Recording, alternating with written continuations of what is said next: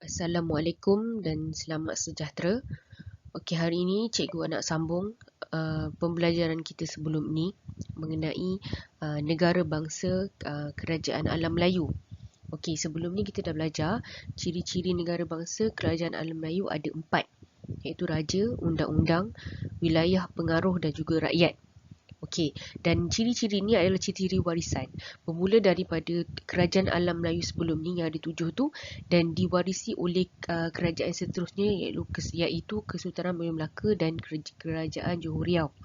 Okey, tapi bila masuk Kesultanan Melayu Melaka, dia naik taraf sikit. Dia upgrade daripada 4 ciri sebelum ni kepada 6 ciri. Okey. Kita akan tengok untuk pembelajaran hari ini apakah 6 ciri tersebut. Okey, sebagaimana yang terpapar dekat slide ni, 6 ciri-ciri tersebut adalah kerajaan, lambang-lambang, kedaulatan, keunggulan undang-undang, rakyat dan wilayah pengaruh. Kita akan tengok setiap ciri-ciri tersebut satu persatu. Okey, ciri yang pertama adalah kerajaan. Okey, kerajaan ni muncul disebabkan adanya raja. Okey, itulah kiranya tampuk pemerintahan paling tinggi adalah raja. Dan raja macam biasa, dia tak buat kerja seorang-seorang. Dia dibantu oleh pembesar yang diberikan nama sistem pembesar 4 lipatan. Okey, sistem pembesar 4 lipatan tu terdiri daripada bendahara, penghulu bendahari, temenggung dan juga laksamana. Bawah 4 ni pun sebenarnya ada lagi pembantu yang menggerakkan, iaitu syahbandar, orang laut, macam-macam lah. Okey. Dan sistem pembesar 4 lipatan ni dia menjadikan pemerintahan kerajaan Melayu Melaka ni berjalan dengan sistematik dan memastikan kesejahteraan kawasan di bawah pemerintahan kerajaan Melaka. Okey, asalnya memang yang paling tinggi sekali dia panggil sebagai raja. Tapi lepas datang Islam, dia tukar gelaran raja kepada gelaran sultan. Seterusnya, ciri yang kedua pula ialah rakyat. Okey, rakyat ni dia sama macam ciri yang sebelum ni untuk kerajaan alam Melayu. Dia menumpahkan tak setia pada Sultan Melaka dan membentuk undang-undang. Maksudnya rakyat ni faham kedudukan dia, golongan yang diperintah, jadi dia kena mengikut segala arahan pemerintah. Dan secara umum rakyat Melaka terdiri daripada orang Melayu dan juga orang Laut. Maksudnya kebanyakan yang duduk di Melaka ni adalah orang Melayu, dan orang Laut ni adalah mereka yang bertugas untuk menjaga keselamatan dekat perairan. Okey, dan golongan rakyat ni pula ada terdiri daripada golongan merdeka dan golongan hamba. Golongan merdeka ni macam guru, peniaga, petani. Hamba ni hamba lah kan. Maksudnya hamba kepada golongan yang petani, penjual, peniaga tu lah. Okey, seterusnya kesejahteraan rakyat ni dijamin oleh sultan. Lepas tu rakyat pun mengakui sultan ni sebagai golongan pemerintah yang perlu diikut. Okey, hubungan ni adalah hubungan persembahan. Masing-masing saling faham kat mana kedudukan masing-masing. Seterusnya, ciri yang ketiga iaitu kedaulatan. Okey, apa maksud kedaulatan? Kedaulatan adalah lambang kekuasaan tinggi seorang sultan.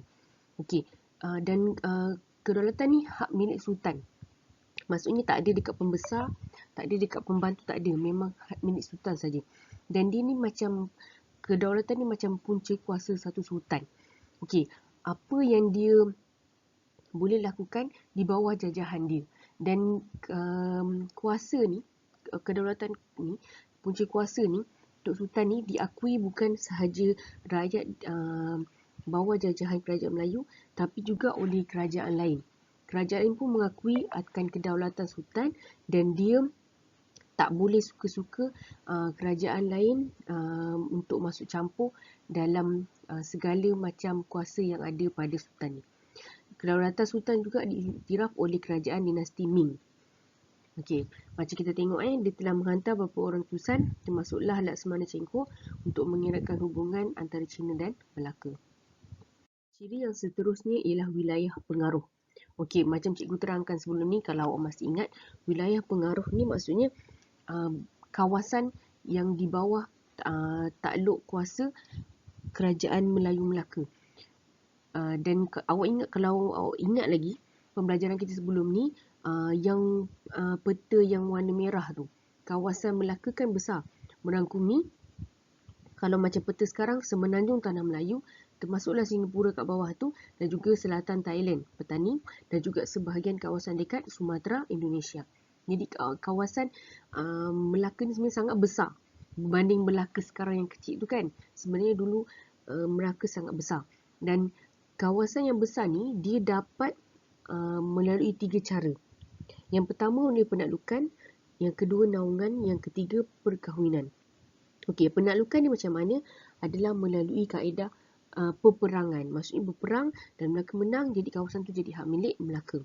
Okey, naungan ni pula apabila dia dapat tu sama ada melalui perkahwinan atau persahabatan. Contoh macam kerajaan Melayu Melaka hubungan baik dengan kerajaan tu, jadi kerajaan dengan satu kerajaan lain, dan kerajaan lain tu secara rela hati menawarkan diri untuk berada di bawah Melaka. Okey, kalau perkahwinan ni macam contohnya Sultan Kerajaan Majapahit ni dihadiahkan Siantan, kawasan Siantan ni kepada Sultan Mansur Shah sebab Sultan Mansur Shah kahwin dengan puteri Majapahit. Jadi itu macam sebagai hadiah perkahwinan. Disebabkan itu Melaka dapat kawasan Siantan. Macam itulah. Jadi pengaruh yang luas membuktikan kewibawaan pemerintah kerajaan. Maksudnya makin besar satu kawasan kerajaan tu menunjukkan makin luaslah pengaruh kerajaan tersebut. Ciri yang kelima pula ialah undang-undang. Okey, pada zaman Kesultanan Melayu Melaka ada dua jenis undang-undang bertulis. Okey, yang pertama Hukum Kanun Melaka, yang kedua Undang-Undang Laut Melaka. Undang-undang ni sangat penting. Undang-undang ni sebenarnya untuk kukuhkan kerajaan tu dan juga untuk melindungi rakyat. Okay, tanpa undang-undang memang akan kucak-kacir. Sebab kalau ada apa-apa masalah berlaku ataupun macam undang-undang ni sebenarnya nak memberitahu kuasa sultan macam mana. Lepas tu kuasa bendahara macam mana. Dia menyenaraikan punca kuasa. Dan juga sebarang kesalahan apa hukumannya. Jadi itu pun juga memerlukan undang-undang. Jadinya salah satu sebab kenapa Kesultanan Melayu Melaka ni sebagai satu kerajaan yang hebat adalah sebab undang-undang dia sendiri. Dan yang undang-undang bertulis ada dua, awak kena ingat, iaitu Hukum Kanun Melaka dan juga Undang-Undang Laut Melaka. Okey, akhir sekali adalah lambang kebesaran. Okey, lambang kebesaran ni identiti untuk sebuah kerajaan dan keistimewaan Sultan Melaka. Maksudnya, lambang kebesaran ni dia memang hak milik keluarga diraja Sultan Melaka sahaja. Maksudnya rakyat jelata tak boleh memiliki perkara tersebut. Contohnya macam adat istiadat. Contohnya macam bila ada istiadat perkahwinan diraja, ada istiadat apa lagi yang melibatkan hanya keluarga diraja je boleh buat. Penggunaan warna, contohnya warna kuning adalah warna khas untuk diraja. Nobat, regalia dan cap mohor. Cap mohor ni digunakan untuk mengesahkan arahan tu daripada sultan. Maksudnya cap mohor tu sultan je ada.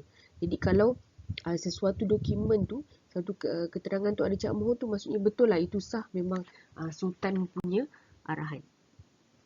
Okey, contohnya macam dalam gambar ni, ni cap mohor Sultan Melaka. Ini jadi cap mohor ni khas, memang ditempa khas untuk kegunaan sultan sahaja. Jadi semua orang lain tak boleh ada. Jadi kalau ada benda ni memang confirm lah, memang arahan daripada sultan.